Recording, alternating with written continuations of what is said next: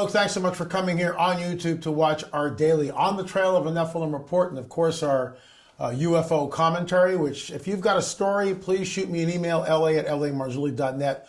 I'll tell you more about that in a little bit. Today we're going to be talking about Chaco Canyon right here. I think you'll find this interesting. I was there in 2013. We'll get into that and so much more. But first, a word from our sponsor, Virtual Shield. It's being reported that the top 5 tech corporations are lobbying hard against consumer privacy. These corporations include, no surprise here, folks, Facebook, Apple, Microsoft, and Google. Google, for example, boasted about delaying e-privacy regulations. Oh, so what a surprise. They are said to be colluding with Facebook. Surprise number 2. Amazon has also successfully lobbied against 36 privacy protection bills across 25 states. I do everything in my power to ensure my privacy online. That means I always keep my VPN on. I only use Virtual Shield's VPN. Virtual Shield has been built from the ground up for our protection. I think it's the fastest, most reliable, easy to use, and secure. It's also available on iPhone and Android devices. I partner with Virtual Shield to give my audience a 50% off for life and a free 30-day trial using Virtual Shield for the holidays. Go to virtualshield.com/LA or click the link below. Once again, that's virtualshield.com/LA. Folks, what are you waiting for? There is a hidden history that has been deliberately obfuscated from the peoples of the world. I say that every day. Why? Because it's true. Not only is it true, but that's why we're on the trail. This is Chaco Canyon. When I was there, I was running a fever. I wasn't feeling good, kind of like the Mexico thing. I was just having trouble. I was at a First Nation reservation, Navajo reservation, and there was spiritual warfare that was happening there. I was basically knocked down. And I mean that. I was knocked down. When you go to a place like that and you're spreading the gospel in Christianity, the shamans who are in power in that place and have been in power for thousands of years, literally. Just because there's a reservation doesn't mean that the old ways of shamanism are lost, because they're not. And I'll talk about that maybe tomorrow. I'll talk more about that. Jimmy Atsetti, who we interviewed, he came on the record. I don't think I've got the footage again. That got lost in the fire. But what was interesting about Jimmy is he was studying to be a shaman. Something happened and he fled the reservation, became an alcoholic. Later on, he gave his life to Christ, became a pastor. Now he's back on the res, and he's just an amazing human being, an amazing man. I don't know whether he's still alive or not, but when I met him, he was old, but you could just see the light and love of Jesus in that man's eyes. The bottom line is, when I was there, and I was doing the On the Trail of a Nephilim stuff, and there were probably maybe 30 people, small little church, all First Nation people, and I had a lot of stories. People came up and were telling me stories about stuff, and then I was struck down. I mean struck down.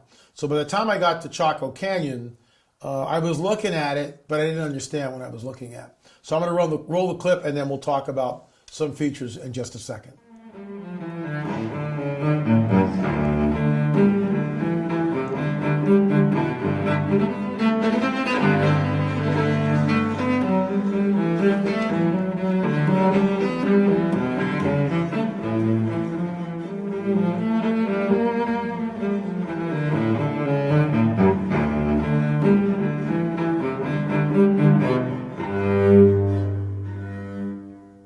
So what's amazing about the site, and you can see from some of the pictures, there's really detailed architecture here, very, very detailed architecture. There are, and again, most people who go to Chaco Canyon look at it, and the ruins are extremely impressive. The site is in the middle of nowhere, literally, in the middle of nowhere. And you drive on this dusty dirt road. They may have paved it since, I don't know, it was 2013, who knows what's happened. It's almost 10 years ago now. I really want to go back and spend like a week or 2 there, because there's so much to see. We only spent maybe a half a day walking around the site, just kind of getting acclimated to it. Since then, I've just, on my own reading, and discovered more about the site. And one of the things I want to talk about is that this site, like so many other sites, are built on an 18.5-year lunar cycle. How is it that most Native American tribes knew nothing about the 18.5-year lunar cycle? And the excuse is, well, you can go out there and you can kind of look and see the moon and kind of grab it and understand that it's, you can maybe get 8 to 10 days out of the month where you can see the progression and you can kind of calculate it. Really? Really? Why don't you go out and do it? We'll drop you off, pal, and you could spend the next 18 and a half years trying to track the lunar progression. Good luck. The book of Enoch, and this is why I'm a frank supernaturalist, all right? The book of Enoch tells us that there was a fallen angel by the name of Sariel who gave this information to human beings. We see it all throughout the globe. We see it in Stonehenge, England, Stonehenge in the United States, America's Stonehenge. We see it at the Great Octagon Mound in Ohio, in Chaco Canyon, in Teotihuacan.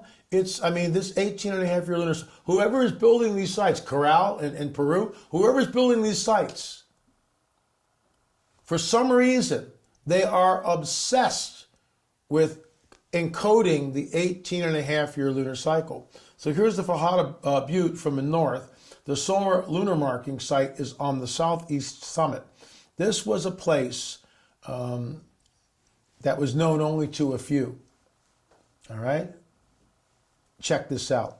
These are the slabs of stone. They're very large. The slabs of stone are positioned. So when you get the equinox, this is what happens here. Eastern slab casting a sunrise shadow on the spiral. So it's kind of hard to see, but that spiral in the right-hand corner, that's behind the slab. So these slabs of stone are positioned, and it's absolutely amazing. Why go through all this trouble just to mark the solstice? Why? They're obsessed with it. Every single site, we see this type of iconography, if I can use that word. That spiral, what is that? We also see this at Skinwalker Ranch. We also see it down in Peru. See it everywhere. This spiral is seen over and over and over and over and over again. Does it depict a wormhole? Does it depict traveling from one space to another? Conjecture on my part. Tomorrow I want to talk about how there's a connectivity between America Stonehenge, this is the summer solstice standing stone at America Stonehenge, and of course Chaco Canyon. Is there a connection? We'll see. Meantime, if you're interested, you can watch all 7 of them by going to streaming.lamarzulli.net, streaming.lamarzulli.net. We've never covered Chaco Canyon, but we want to get back there. And hopefully if this goofy COVID stuff will finally lessen its grip on the globe, and it doesn't look like that's going to happen anytime soon, but let's hope it does, we will make a beeline to Chaco. I really want to spend a week or 2 there and go to this place right here with the slabs, the standing stones leaning up against the mountain, which depict the equinox. Absolutely incredible. So our UFO report today is this, and I think you'll find this interesting. If you have a report, if you've got pictures, if you have a sighting, if you've been taken, if you've been abducted, if you think you have an implant, please shoot me an email, la@lamarzulli.net, la@lamarzulli.net. We keep most of these names anonymous, as you can see here. I was 19 in northeastern Pennsylvania in 1974. It was midnight, and my wife at the time and I were sitting in bed and couldn't sleep. We were in a small mobile trailer that was positioned back in the woods and pretty high up the hill. No neighbors, very secluded. The river was just down the hill with the road between us that wasn't well traveled and rather rural. So it's a really good description. The guy's kind of out in the boonies. Anyway, we both noticed a neon green light that lit the woods outside. I had to push my face up against the window to see where the source was coming from. I saw a window that looked like those glass cinder blocks you see in commercial buildings. I saw it completely lit up. I saw a completely lit up double row of blocks with a beam shining out. Fear rose up in both of us. I described it to her. We both sat up with our backs against the wall looking out the window. Then I said the Lord's Prayer out loud, and when we opened our eyes, that light beam was aimed directly at us. I looked over at her and her glasses. The glass itself was lit up like a neon green black light. We were up and dressed in record time. I grabbed my 6-shooter and my wife, and just as we were about to exit, there was a loud, monstrous wildcat scream. We were actually nursing a wildcat back to health. That made both of us almost hit the ceiling. We looked into each other's eyes. I cocked my gun and out the door we went. The thing was approximately 45 to 50 feet away and tucked back in the woods. I'm not really sure if we didn't have some missing time right there, because it was a little later than it should have been by the time we got to our friend's house across the river. When I went back the next day, this is where it gets interesting. Actually, that's interesting, but let me read the whole thing. When I went back the next day to check things out, I went to the place this thing could have been sitting. I found myself standing on a stone wall inside a 10-foot circle of all these little 3-foot tall weeds that were burnt at the tops. They were all curled downwards about 5 inches and black as coal. It was obvious they had been burnt. There had been a couple of other times since that happened where I have had seen the same colored light about the size I described in those same woods, floating in and out of foliage and shining that beam all around as if it were hunting. I haven't seen anything since. Maybe that prayer is still covering me. Number one, there could have been missing time there. We don't know. We don't know that for sure. But he knows something is up. One way to find that out would be to regress him hypnotically. Now, that's not stage hypnosis, and people get this whole... When you're regressed, you're laying on a couch, and sometimes it takes 3, 4, 5, 6 sessions before you finally are relaxed enough to where memories begin to come up.